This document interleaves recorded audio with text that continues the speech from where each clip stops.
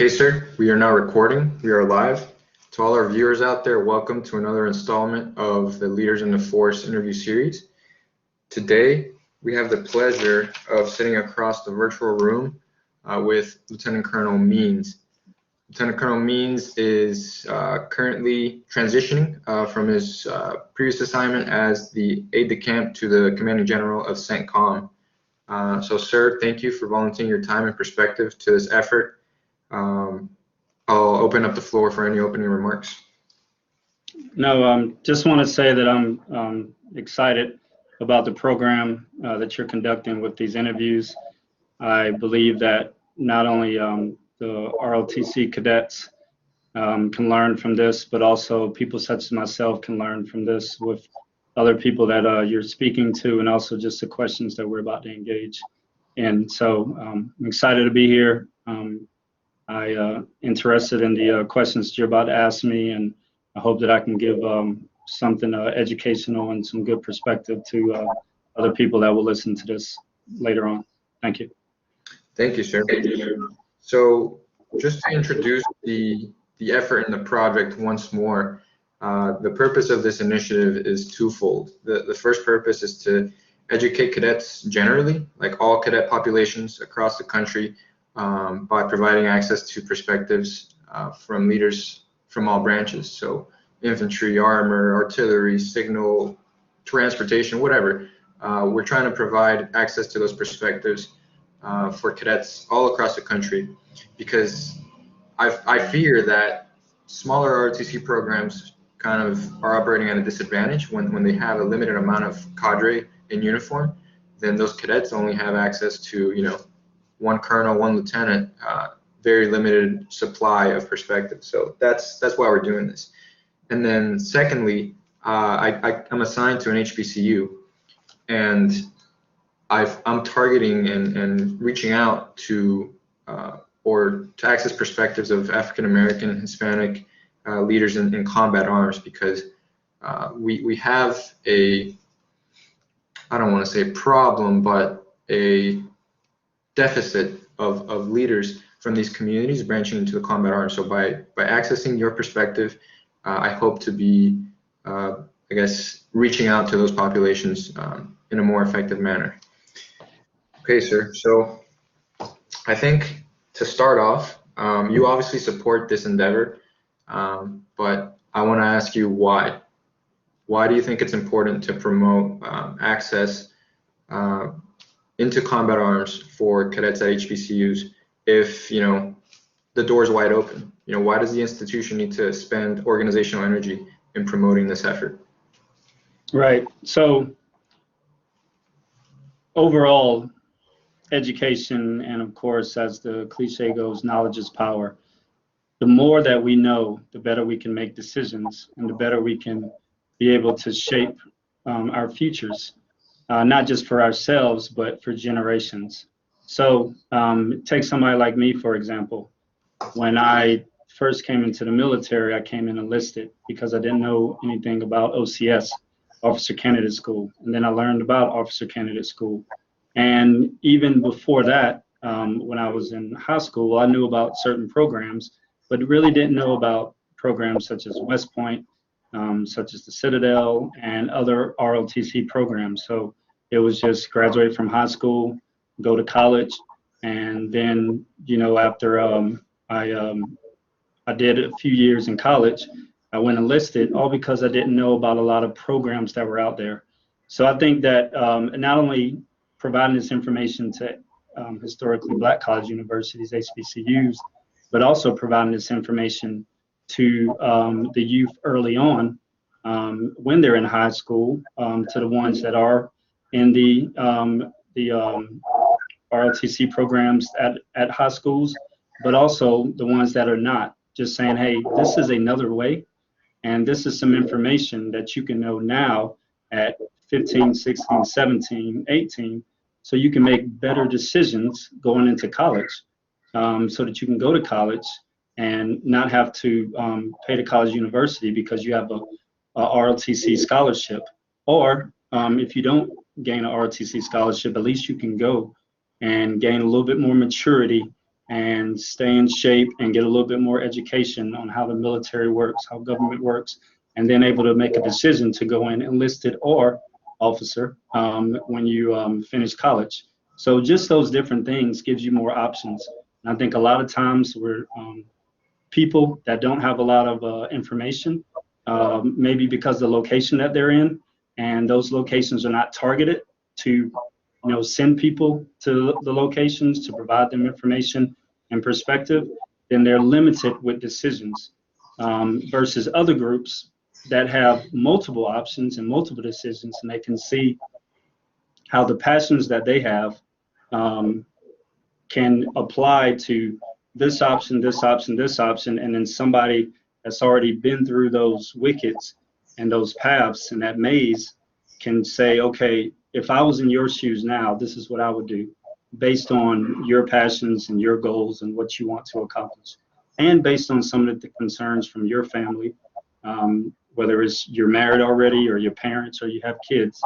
So overall, the more information, the more education, the more knowledge that a person has early on, the better they can be able to make educated decisions that will allow them to have the best possible future that they want for themselves and their family.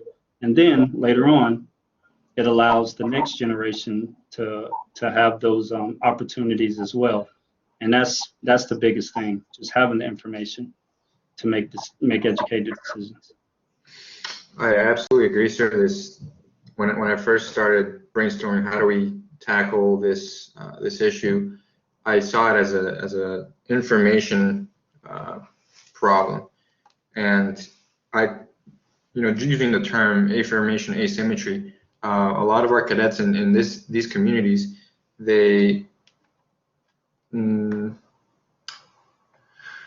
unfortunately they are operating under a deficit of information available to them, whether it's because they're not being targeted specifically, or maybe it's anecdotally their family's experiences. They don't have that rich family history of service in the military, in the combat arms, in order to make these decisions about joining the military. And then the information that they do have access to, maybe through local anecdotes or through movies and film, portray a starkly different image of what service in combat arms is like. So this is the way that I think the Army in general should tackle a problem, by just providing more information. So that's why you are volunteering your time now, sir. So thank you. And I also want to kind of compare it to, like, it's the same sort of information asymmetry problem that kind of keeps historically minoritized communities out of college, right? So me, I'm an immigrant. I wasn't born in this country. My parents, they went to college in my home country in Colombia, but they don't have experience being college students and applying for college in the U.S. So they weren't really able to help me in that process. And if I didn't have high school teachers, counselors guiding me through that process, then maybe I wouldn't have made it through college. So in a similar way, I think members of the Hispanic community, African American community don't have access to those mentors that can say, hey, this is what service in the infantry is like, because there's just not a lot of leaders, African American leaders in the infantry. And the reasons for that, we can peel back the layers and answer that, and it ultimately boils down to racial exclusion prior to the 1948 policy reversal. So this dates back all the way to a history of exclusion, and if we understand that, then I think everybody will be on board with this is why the institution needs to support it. So, sir, I know that was a lot, but can you take us to your decision-making process 20 years ago as to why you chose to branch infantry? Right. So I'll take you quickly through my entrance into the military. So I started college at University of South Carolina, Gamecocks, but I didn't graduate from there. Just got to a point where I just really wanted to do something else with my life at that time. And so I had a moment to think and said, what are my heroes, the people that I admire, what did they do in their past to help make them the men that they are today. So my heroes are very close in my family, which is my dad, and then my uncles, aunts, and also my grandfather. But I'll just highlight my dad and my grandfather. So my dad, he served in Vietnam. He was in the 82nd. He was a paratrooper. He was an enlisted infantryman. And when I grew up, he talked about it a lot. And then after that, my grandfather, my dad's dad, who I never met, he died before I was born, but he served in the Korean War, and he was an enlisted infantryman as well. And even though I never met him, I grew up with my grandfather's jacket. He had a Korean jacket that I used to wear sometimes when I was young. And then also my dad had a lot of his Vietnam clothes that I used to also, put on and try on when I was young. And then, just watching some of the movies like Rambo and Predator and, going in the woods, behind my house and playing with my friends.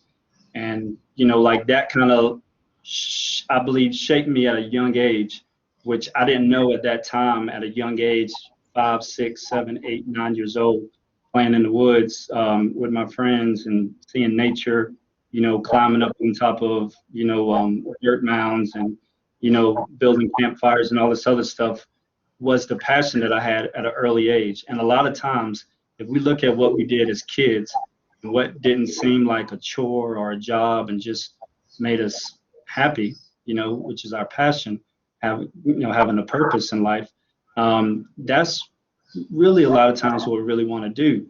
But then after that, when we grow up and we have multiple different people try to tell us, hey, you should be this, a doctor or a lawyer or whatever, usually it's because they just want the best for us.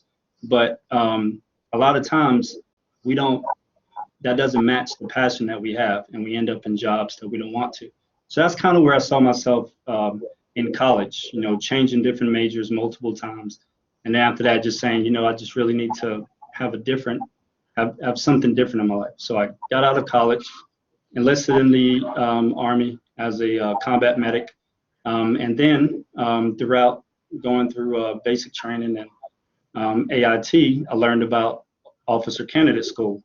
And then speed it up. When I got to my unit, I put in a packet for officer candidate school, found out I made it, went to officer candidate school, and then picked on my wish list the jobs that I wanted.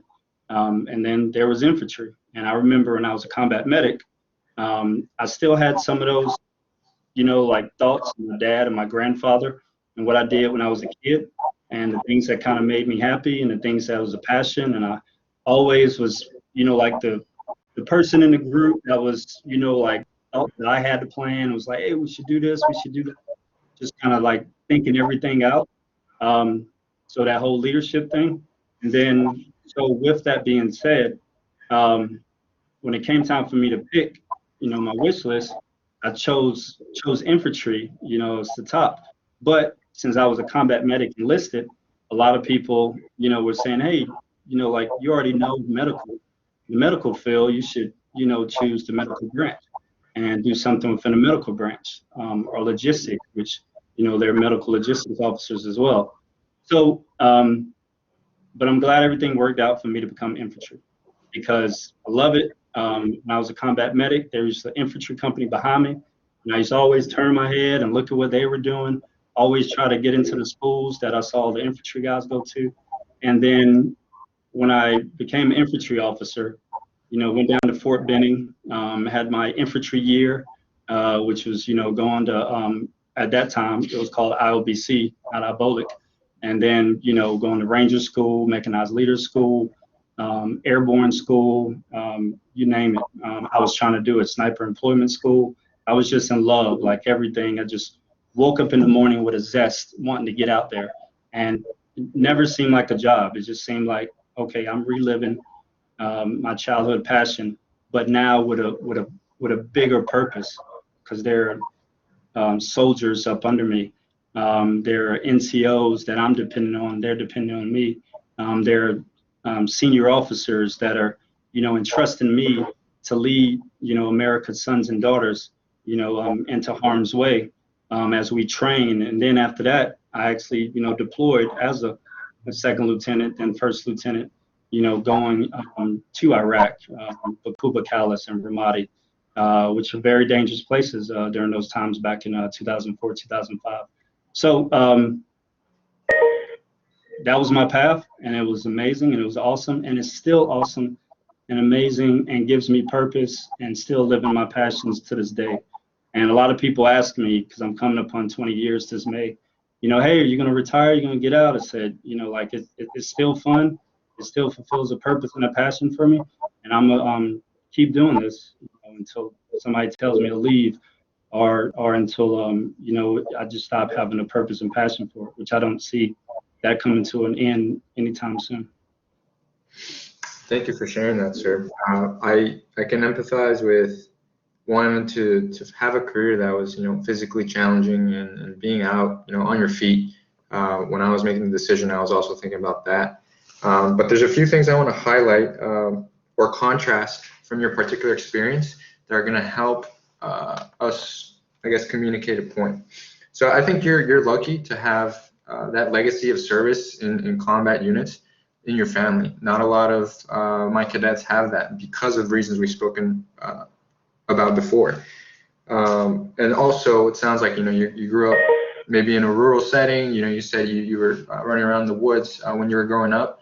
I think a lot of the cadets that I'm working with didn't grow up in that setting. I personally grew up in an urban environment. I grew up in Miami. I never grew up hunting. None of that. So the call to serve in the infantry wasn't because of a childhood love for being outdoors. So I kind of want to, how do we target perspectives that aren't akin to that sort of lifestyle? Because when I ask my cadets, why do you want to branch? What do you want to branch and why? They're thinking about economic mobility, social and economic mobility, and they're looking for hard technical occupational translations that are going to be marketable in the civilian sector. So when they say quartermaster because I'm going to manage a warehouse of supplies, and Lockheed Martin's going to want to hire me because I know how to manage a warehouse, or AG because I'm managing personnel resources for a 700-person organization. That's very easy to translate. But I think the problem we face is our cadets see infantry and they hear you talking about being on your feet and in the woods, and they think that's all it is. And it's a shame that they think that's all it is, because having served as an infantry platoon leader at the company grade level, I know that it's 95% something else. 5% is the suck, it's the grind, it's being cold, tired, and hungry, but 95% of it is so much more. So, sir, can you speak to, you've commanded at the company, and I'm not sure if you're prior battalion command or post battalion command, but you've held commands and you've been on planning staffs. So can you explain how your experience in those positions as an infantry officer have made you marketable to a civilian employer? Right. So off the bat, I am prior battalion squadron command. I will take a squadron command in this coming April, next 2 months. And to go back for a little bit of clarity that I think might help to bridge the gap with some people in the non-rural environments and some other contrasts you spoke earlier, is that one, I grew up in Columbia, South Carolina, which to some people like me in certain parts has a city life and not a very rural life, but it is in South Carolina. So the rural life is very close by, which that's where my grandma and my grandparents on my mom's side of the family, they stayed in more places like that. So I was able to go there in spring break and summer and be outdoors and with my cousins, etc., catching, lightning bugs in jars and those things you hear about. But the area that I grew up in had a lot of traffic, city life, down the street, in the city life, and also where I went to USC at, was all the different tall buildings and city streets and etc. So you did have that. The places behind my house were more of construction areas where they were continuing to build as city life does, tearing down some of the the minor wooded locations that were there. And then, but this allowed, when the construction personnel were not around and there was those woods in between then the construction site, for me to go back there.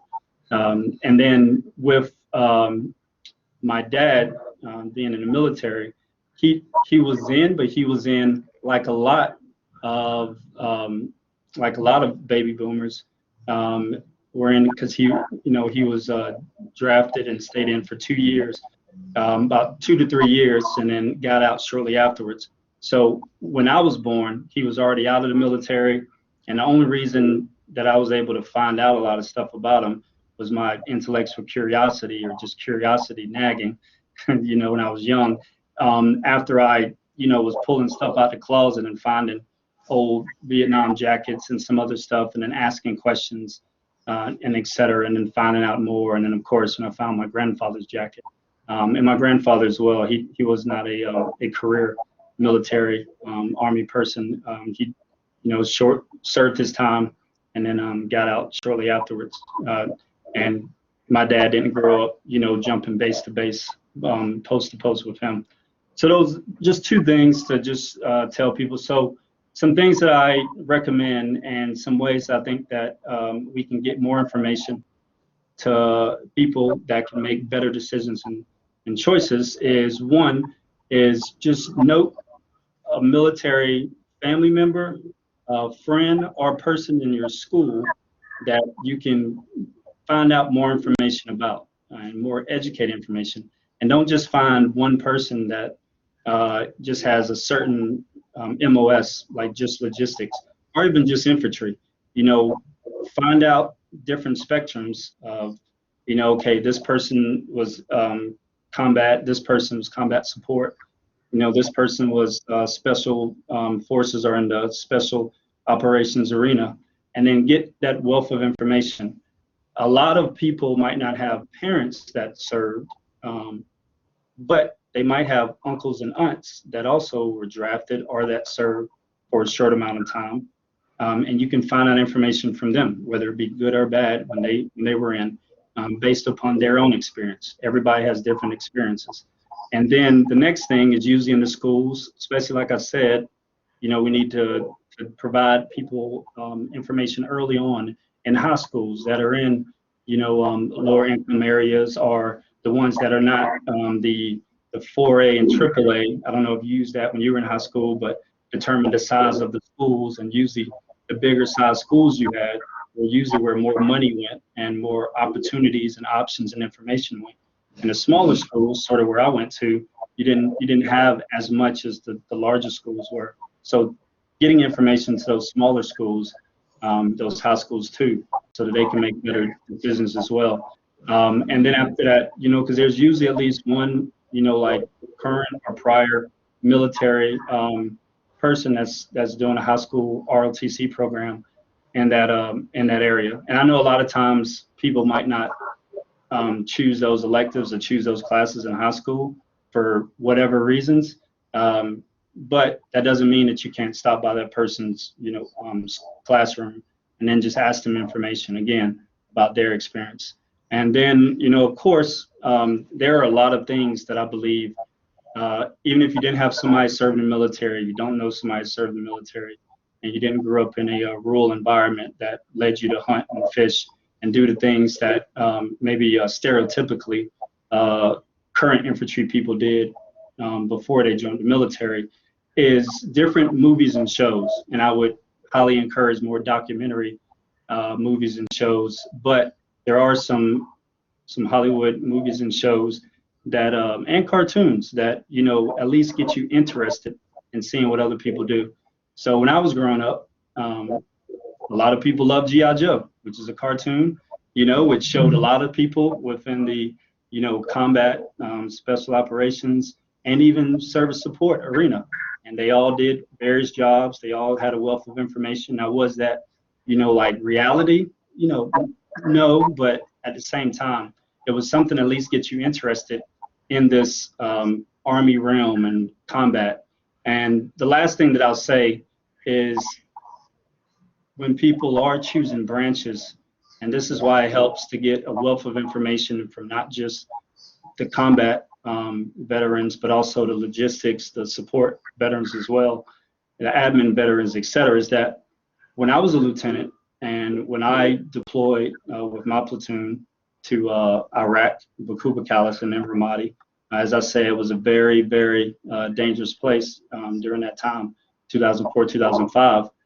The majority of units that were shot at and, were in more, troops in contact situations were actually the logistics officers, because the enemy would target, them on when they were going back and forth to pick up supplies, because they had different routes and they always had to go these routes to bring back stuff for us. So they got in more contact, more dangerous contact than a lot of the infantry guys during those times. And even when I was a company commander as well.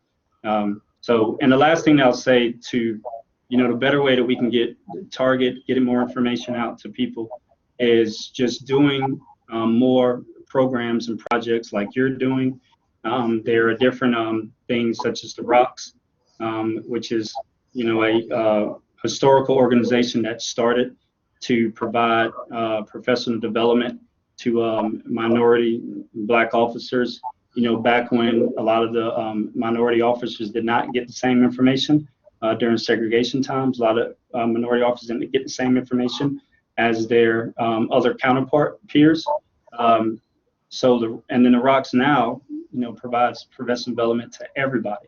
And then after that, you have multiple people of all races, giving comments in and out. But getting more of that information and more of those professional developments to RLTC personnel, and also just seeing that whether you're in the military or whether you're out of the military, a lot of the leaders at the top, because you have infantry divisions, right? You have corps with, combat arms officers that are commanders. You have, the Force Com and the Chief Staff of the Army, and, even the Chairman of Joint Chief Staffs.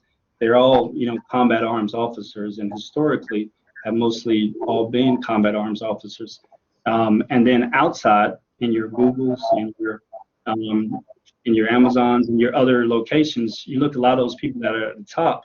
Yes, they did specialize in something in college, and maybe they even have a master's degree program, master's degree, and maybe even a doctorate. But a lot of times they have just a wealth of general knowledge.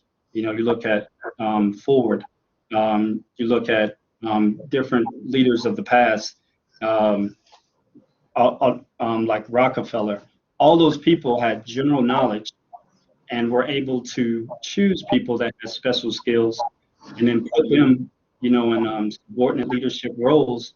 But they were the ones, that were like, okay, a wealth of information. And that's what a lot of combat arms officers have to do, is take the general information that they have about a little bit of everything and then synchronize it all together, build teams, and then an obstacle or some kind of problem that somebody think is impossible, and then create the possibilities of it by linking all of these, other assets and different support roles, et cetera, together to achieve the goal and to win in the end, which is what, we're serving in the military for, to fight and win America's wars and defend. Yes, sir. So as a maneuver leader, as a combat arms leader, we are at the nexus of the fight, right? The other support branches are supporting us, and we are uniquely placed at the positions where we're able to make decisions for the organization. And the way I like to explain it, it's, you've got your hands in every piece of the pie. You've got, your 8 tentacles moving, synchronizing, as you said. So we get to have experience and expertise in operations planning, synchronization of teams, but we still get exposure to these other different domains. And that's what I wish my cadets understood, instead of just, hey, I'm going to branch infantry and I'm going to be cold, wet, tired, hungry. No, actually, you're going to get a breadth of experience that when you put on your resume, companies will, want that, because we learn leadership in austere environments. So, sir, if you were to practice your best closing argument, if I have cadets that are already interested in being combat arms officers, but we need that final shameless pitch to bring them over to the infantry, what sets an infantry officer apart from their artillery or armor peers, in your opinion?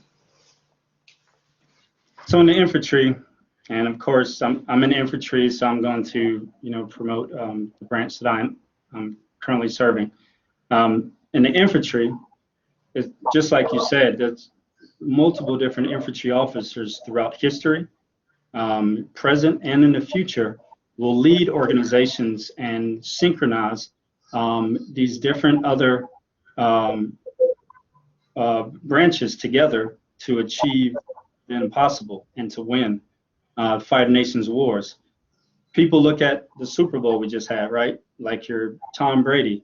If you look at football as, hey, each one of the players are a different branch, and they're all online together to win against the enemy, the opposing force, by multiple different means necessary, then who is the one that's going to, tell them, hey, we need to go left, or we need to go right, or we need to pull back, or we need to do whatever to get the next touchdown? Where you're going to have that person that's in the middle, and that's what I would say, and other people can probably argue against that, but that Tom Brady person, that would be, the infantry officer. A lot of times you will go to schools in the military, you'll go to different organizations where you initially get there, and you'll usually see an infantry officer, an NCO, that's just taking charge. And it's not because, an infantry person believes that they're cocky or just overconfident, but it's because in the infantry, you're taught, hey, you have to make quick decisions, you have to motivate people, because if you don't make quick decisions and motivate people and then lead the way from the front, then it could end up in people getting killed, such as when you're in like when you're in troops in contact and somebody's shooting and you need to get somebody across the linear danger area, or you need to set up some type of support by fire, or you need to do anything to synchronize assets to close with and destroy the enemy by fire and maneuver. And that's the main thing in the infantry. That's the main thing of it all, right? Close with and destroy the enemy by fire and maneuver. And that infantry person is the one that's pushing forth those efforts and making it happen. And just like, people usually hear in basic training, whether you're enlisted or an officer, you go through basic training, you hear a lot, and it still serves today, that everybody's a rifleman first. Everybody's a rifleman first, no matter what branch you are. And that rifleman, stems from the infantry. So for me, and for my pitch to everybody else, it's just, please look at all the different branches, please educate yourself.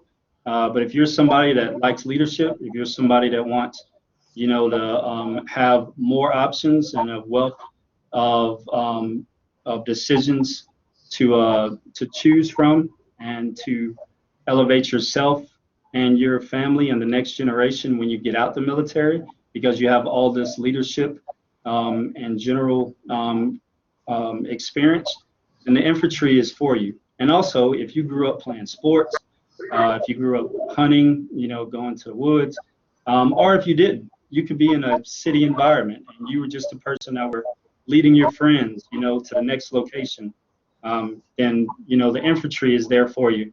It's something that I believe that you will love. I believe that it's something that will help you out as you mature in your younger years into your older years.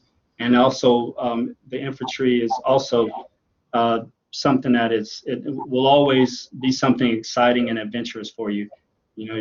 People like going to amusement parks, or et cetera. All the different schools, again, has not been a chore for me. The schools have been challenging, but also they have been very fun. Jumping off of high locations in the water, flying on multiple different helicopters, jumping off of multiple different plains, into the snow, or into the water, or into a grassy area, and then after that, moving across the plains. A lot of things you see in movies, we're doing that in real life. And I believe that, the infantry is just overall just leadership. It is leadership to close with and destroy the enemy by fire and maneuver, but it's also leadership to get a group of people from one point to another point and to achieve goals along the way that will end up winning wars for our nation, and our nation includes your family, our families, our friends, the people that we love, and also, defend this great nation of ours. So that is my pitch for anybody who wants to go in the infantry. I think that it'll be something that you will really love. Thank you, sir. I agree. I think from my interaction, although it's been limited, I'm only a first lieutenant. I'm about to hit 4 years, but my interaction with my peers back in the operational force, I saw the infantry as the best space to practice your leadership, because no other branch gets as many reps. Whether you get the opportunity to be a rifle platoon leader, then you do well. You get the opportunity to lead a specialty platoon, either as a scout platoon leader or mortar platoon leader. Then you get put in an XO position, and you get to manage more, the organizational perspective. And we're the ones doing the thing, like executing the missions. Everybody else is supporting our role in the fight. So if you want an opportunity to test your leadership ability in austere conditions, right, which is it's a tough ask. It's very easy to say, follow me, when everybody's comfortable, everybody's had a full night's rest. But the reason why the infantry is kind of the proving ground is because we get the hardest calls and the toughest missions. So that is the selling pitch that I tell my cadets. If you want to be branded by the fire in a way, like test your leadership, join us. So yeah, sir? and I just want to say one last thing too, is that the reason why I highly encourage people to educate themselves, not just about one branch, about multiple branches, is for also along the lines that you said, is that a lot of times the people that are cold and wet and tired are not just the infantry people. Just as you said, you have people that support the infantry. So there's medics. I was a medic. I was supporting the infantry alongside being cold, wet, and tired with them. Logistics officers, like I said, they were there supporting the infantry, cold, wet, and tired, and getting shot at more than the infantry. Not all the time. I don't want to, make a mistake and have somebody think that's going to happen for their whole career, but that's how it was at that time when I first deployed as a lieutenant. You have signal officers, which I know is another branch that a lot of people branch into, that avoid the infantry. They are there as well, right there alongside, carrying usually a heavier backpack, a heavier ruck than the infantry guy, because they have all the communications equipment in it that has to support, that platoon or that company or that battalion. And then also the one that everybody's like looking at to like sink everything in there. So I don't want to discourage anybody from other branches, but I just want to paint the picture of reality that a lot of times what other people stereotype are the bad things for the infantry is what all the other branches experience. And you will experience that too if you go to another branch. You will be cold, wet, and tired, because that's just the price that we pay for, supporting and defending our nation and winning America's wars. Okay, sir. So with that, do you have any closing remarks? Again, I want to thank you, sir, for contributing your perspective and your time and supporting this effort. I think the way we started our conversation, we made clear it's imperative as an institution and as leaders, as stakeholders, to promote this, because although the door is wide open, we're still experiencing the residual effects of exclusion 60, 70 years ago. So if we don't have conversations like these, and they might be a little uncomfortable, they might get a little raw, but we have to be transparent.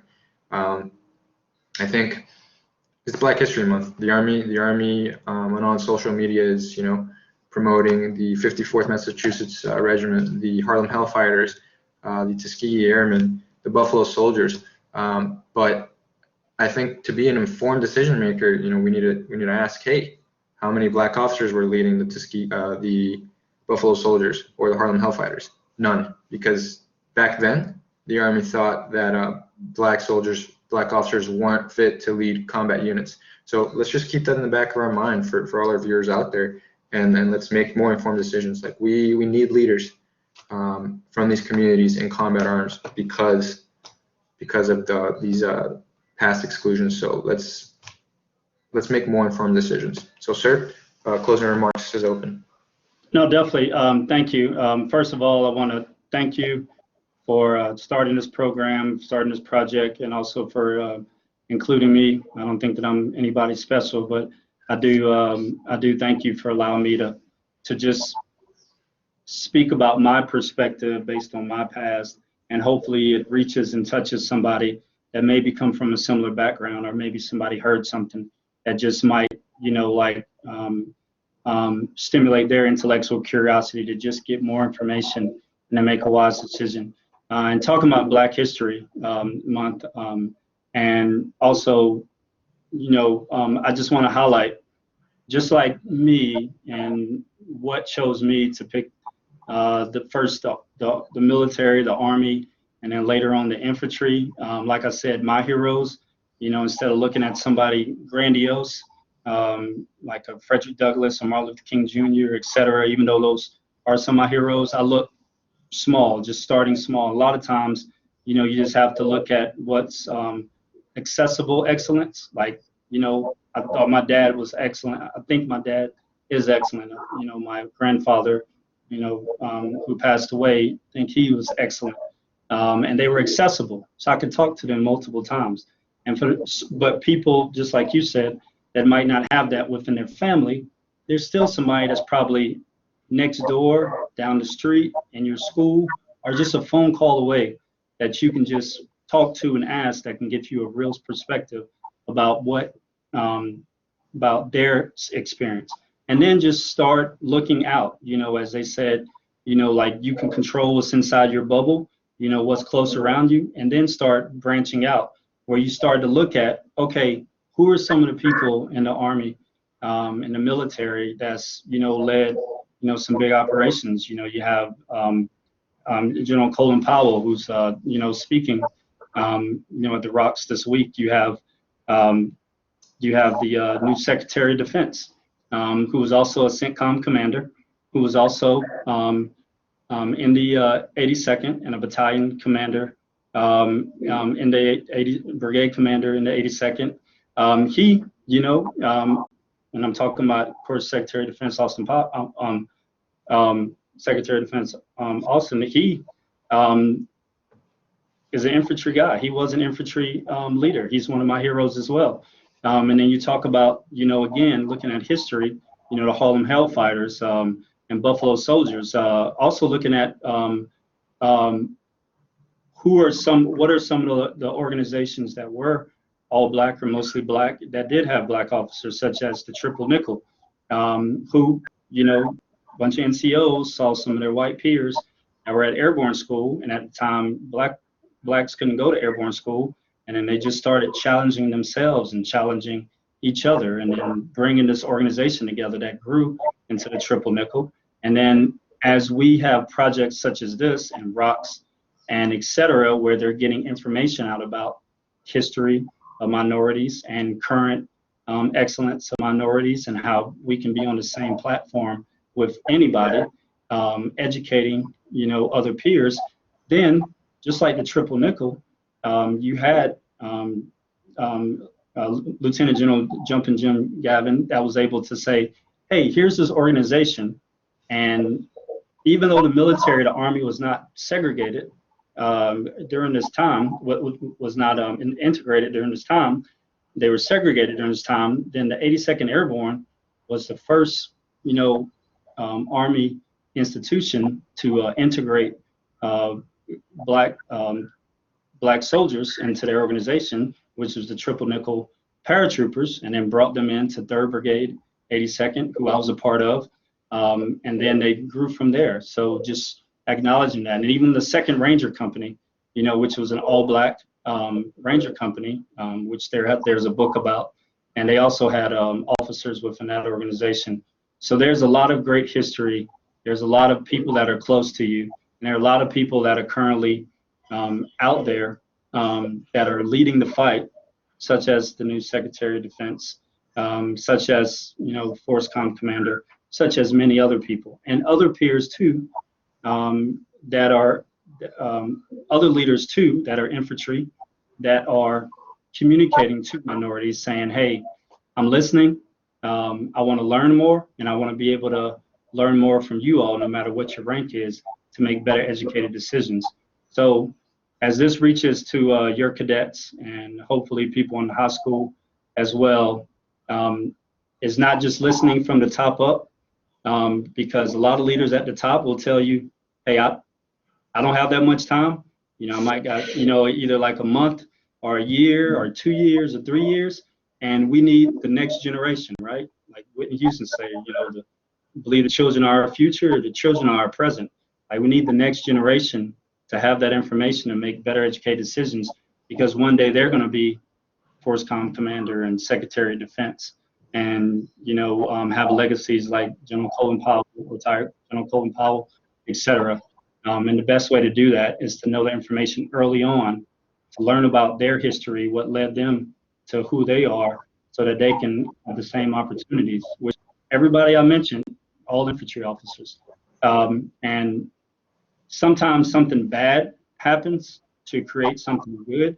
In 2020, a lot of things occurred in 2020 that a lot of people are not proud of.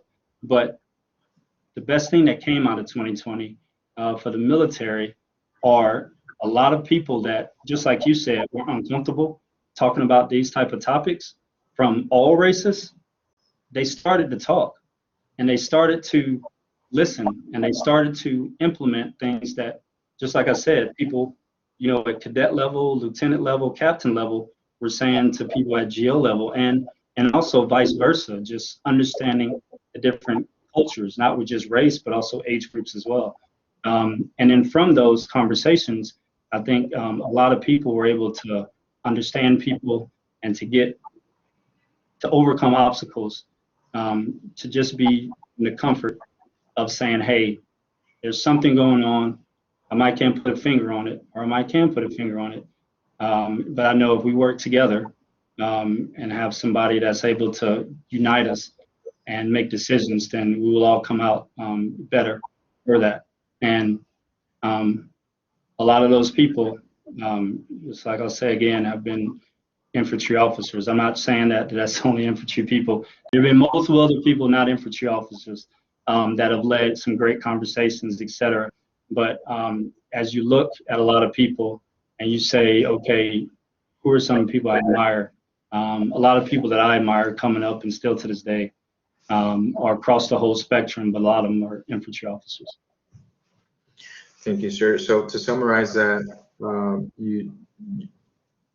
you're solidifying and reinforcing the fact that information is key in this deficit problem, and if we can arm the next generation, start at the high school level, they can make better decisions. And then also, as the country dealt with, you know, the tragedies of the summer of 2020, the Army as an institution has succeeded, or is trying to implement positive changes through dialogue. And I think dialogue is key, vertically, horizontally. And it reminds me of something, because I was in the panel with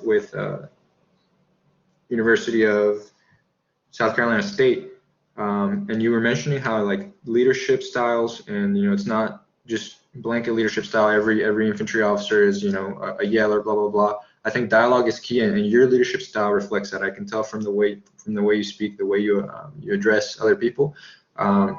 Being empathetic, you know, you can still be an empathetic infantry officer, and that having that dialogue, listening to the concerns of your team helps make the organization move in a better direction. So thank you, sir. Thank you again for providing your perspective. for being the leader that you are, mentoring the next generation, even though you haven't met them and you don't know them. But this will reach your future platoon leaders when you're in command. So, sir, thank you. No, and thank you. And just so nothing is misconstrued by anything I said earlier, we do need all branches. We do need all services to win, and to win, to support and defend our nation, and to win America's wars, and to help out around the world. So just want to make sure that's highly understood. We need all branches. So make sure that everybody that's listening and that hears everything. I do love the infantry. I have my perspective why I love the infantry, but we do need all branches to win. No, Tom Brady could not win the Super Bowl by himself. He needed, offense, defense, and everybody on the line in order to help out. And that's how all of our organizations need everybody. That's for one common goal. It's a team sport. All right, sir. Thank you.